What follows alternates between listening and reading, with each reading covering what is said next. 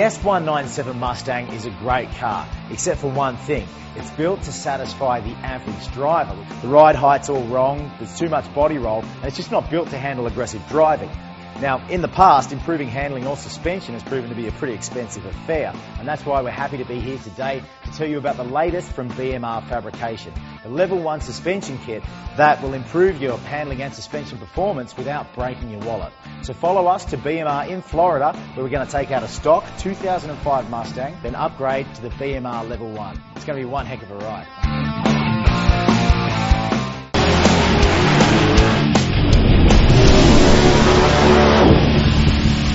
Now that we have made our way to Florida to install the BMR Level 1 handling package on this 2005 S197, let's check in with BMR owner Alan Miller on the highlights of this kit. We designed the BMR Level 1 handling package to be an affordable, entry-level kit that includes all the key components required to upgrade the suspension on your S197 Mustang. The kit includes front and rear sway bars, lowering springs on all four corners, Takiko shocks, an adjustable panhard rod, control arm relocation brackets, front camber bolts, and upper strut mounts.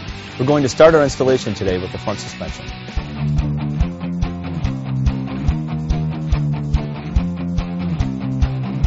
We started by removing the stock springs and shocks to make way for the BMR springs and Takiko D-Spec shocks. There are 4 upper strut mount bolts, sway bar end link, brake line, and 2 lower spindle bolts that hold the stock shock assembly in.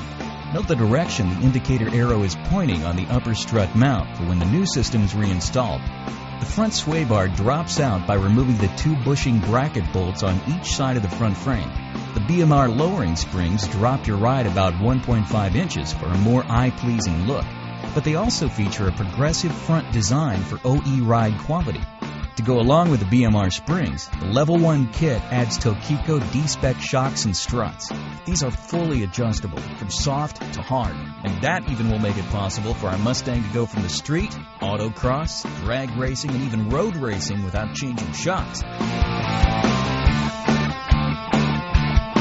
The 2005 Up Mustang has no camber adjustment, and when lowered, it develops premature tire wear. With the adjustable camber bolt, it is possible to gain up to 2 degrees of camber.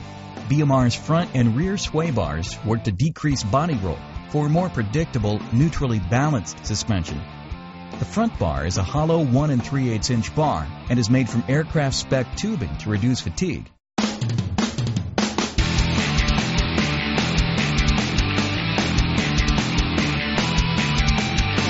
While doing a rear suspension upgrade, you want to support the axle tubes with jack stands to keep from damaging any parts. The rear suspension started with removal of the puny stock rear sway bar to make way for the BMR's solid 7/8 inch rear bar and billet end links. From there, we removed the stock lower control arms with the 2 mounting bolts and installed the BMR control arm relocation brackets. These will tune the instant center of the S197 rear suspension by correcting the geometry of the lowered suspension. BMR recommends welding them in for increased rigidity and safety. Removing the lower and upper bolts to the shock would allow us access to the stock rear springs. The BMR rear springs are linear with the stock spring rate, giving a balance of handling and ride quality. The adjustable rear Takiko D-Spec shocks fit perfectly and included all the required hardware. BMR's on-car adjustable panhard rod makes sure the rear end is located side to side on the chassis.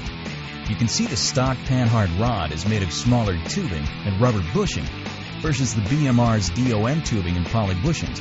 Plus, it's a larger 1.25 inches. By nature, a panhard rod will alter rear end position as ride height changes. This makes it necessary to use an adjustable panhard rod when lowering your vehicle, as it allows you to recenter the rear end.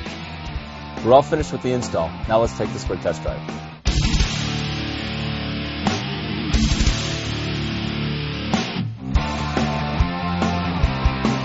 Shock set to medium, we made our way back to the road for some real-world testing.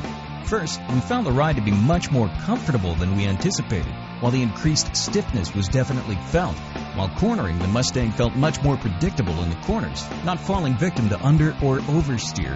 Turn-in became more crisp as the Mustang handled weight transfer much more effectively. In the end, we were able to take corners faster and gain confidence as the Mustang felt more planted. Not to mention the lower ride height looked a lot better cruising down the road. All in all, the BMR parts fit on the Mustang without any modification for a true bolt-and-go upgrade you can do in your driveway, all in under a day. A performance driver demands a little more than the average street car enthusiast. I know personally when I get behind the wheel I like to be impressed, and stock just isn't going to cut it. Today we showed you BMR's Level 1 upgrade, and it's a great start for a performance package that won't destroy your budget. It's got a nice mix of upgrades and it gets your car lowered.